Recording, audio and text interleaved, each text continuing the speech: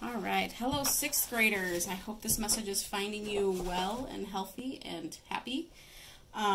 We are going to do a printmaking project this week that is a form of monoprinting, which means that it's only going to yield one result, so it's never going to look like anybody else's. A lot of times printmaking, the purpose of printmaking and the way that we use it now is to reproduce an image over and over and over without having to redraw that image. Think of like screen printing for t-shirts. If you've ever seen that process, the artist uses stencils, uses ink to kind of get the ink to go through those stencils, but it can recreate that same shirt 55 times or whatever, however many times you see it on Walmart's shelf. Or books. Books are printed. So those are printed and newspapers are printed in a way that allow for reprinting so that you can see that image over and over and over. We're going to do a quick monoprinting project. It's kind of messy. I hope you have these materials at home. If you don't stress about it. Just skip this lesson, or if you guys go out to the store and you want to grab the stuff for it, more power to you. If you're a staying at home, being safe kind of person, don't stress about it. This is just something that's fun to do if you have this stuff at home. Okay? So the materials you're going to need are a piece of cardboard. My cardboard is probably 6 by 8 or so. And then you're going to need aluminum foil. You're going to need a piece of paper to print onto. The paper needs to be bigger than the piece of cardboard. Okay? And then you're going to need some paint. So I chose 4 colors. Okay? I chose black, turquoise, purple, and white. You'll also need some Q-tips and obviously paintbrushes to spread your paint. Okay? So I'm going to start by wrapping my piece of cardboard in aluminum foil. I'm going to kind of wrap this around here as tight as I can, folding it over those edges. I'm just coating, really one side just needs to be covered. You don't have to cover the back. So here I just want to try to get a nice smooth surface for my monoprint here. If you need to tape that down, tape it down. It's not a big deal, because the back is just for just extra. You need the front to be pretty smooth. I mean, if you have little wrinkles, that's okay. It's just going to add to the printing. Okay. Then you're going to start with your first color paint. I am going to start with blue. There's really no rhyme or reason to why I'm starting with blue, other than I want to. So give me a second here while I open this.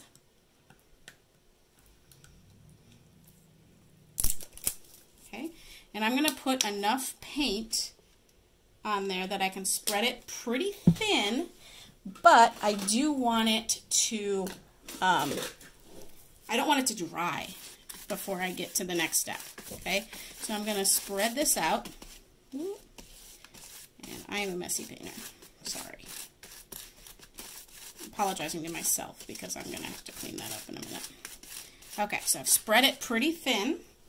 Now I'm going to take my Q-tips, working very quickly. I'm going to draw some designs in my paint. Okay, and I'm just going to do a series of lines.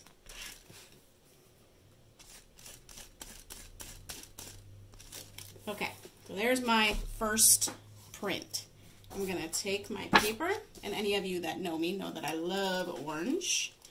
And I'm just going to put this right down in the center, flip it over, and this is called burnishing. So what I'm doing now is I'm pressing this down really, really hard, being really careful not to let it move. Then when I lift this up, I have my first print. Now don't freak out if it doesn't look perfect. That's okay. That's part of this process. With printmaking, a lot of times you just kind of have to let it go. Okay? So now I'm going to use white.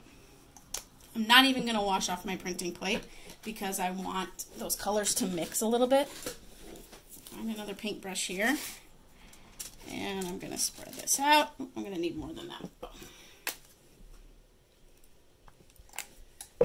Again, you want it to be a thin coat, but not so thin that it'll dry. You're going to have to work kind of fast with this, which is one of the things I love about it. It's hard, you know, if you want to have a plan, go for it, but this is one that's just, it's like letting go of the monkey bars. You just don't know what's going to happen, and that's why I like it.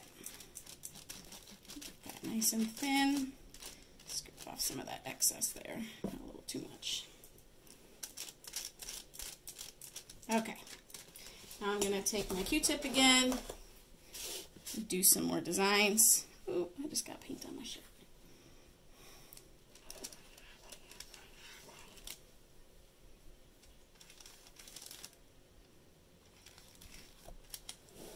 Do some swirls this time.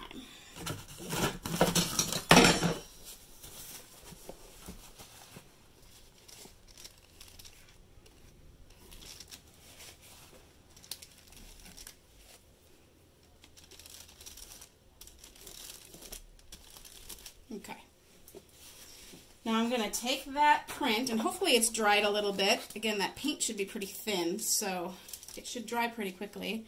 And I'm going to try to line up my print.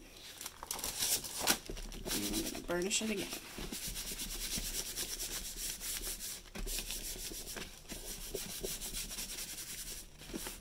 Okay, and when I peel that off, well, I might have had too much paint. Not working the way that it's worked for me in the past because I'm using different paints. These paints are a lower viscosity, but that's okay. It's still going to look awesome. Just you wait. I like that I see some of the blue poking through, so now I'm going to work on some purple. Again, thin coat. I like that my colors are mixing.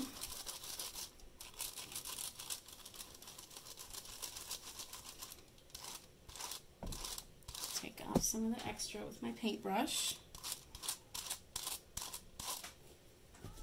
Okay, and I'm going to use my Q-tips, and I'm going to do stars on this one.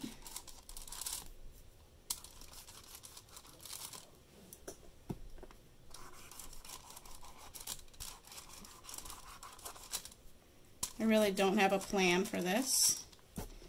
I'm just, and I'll do some circles in there too. Just kind of having fun. Playing. Okay, again, right in the middle there.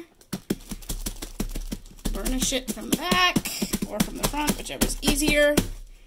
And when I peel it off, okay, I'm starting to see my stars a little bit, starting to see my turquoise and my white. Now my last color is going to be black. As most of you know, black is an extremely heavy color, meaning it's going to block out a lot. So when I put my black on, I'm going to take off a lot of it with that Q-tip. Sorry, I just bumped my whole setup here. So I'm going to get that painted on. Take off any extra that I can with my paintbrush. Okay. And now when I take out this, I'm going to move this paper so you guys can see what I'm doing. I've kind of been just drawing some various lines or whatever. I'm going to take out pretty big chunks of it this time. So I'm going to take out some flowers. Again, gotta work fast, but I want some of those other colors to show through.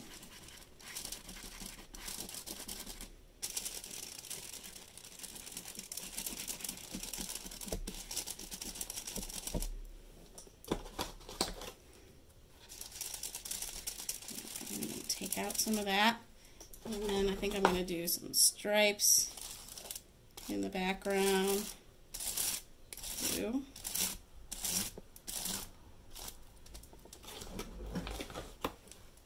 Do some stripes this way too. I'm going to go in and redo some of those flowers so that they pop out.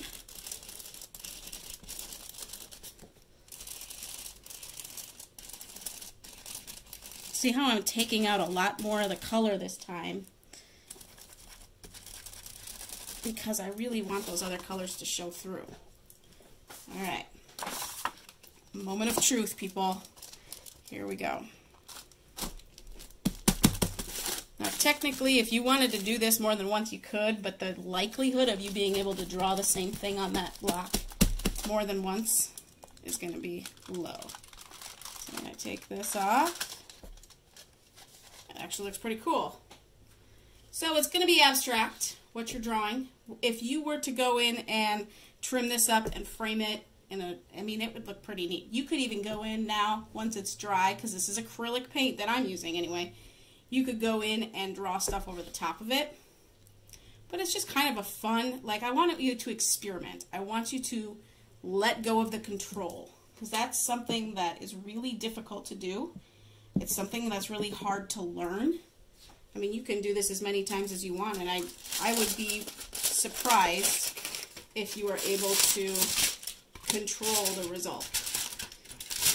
It's just fun. It's just something fun to do, and it's a way to kind of get your hands dirty, because Mrs. Morris loves to get dirty. So if you do get a chance to do this, show me what you're working on. I'd love to see it. Hope you guys have a great week, and I'll see you next time.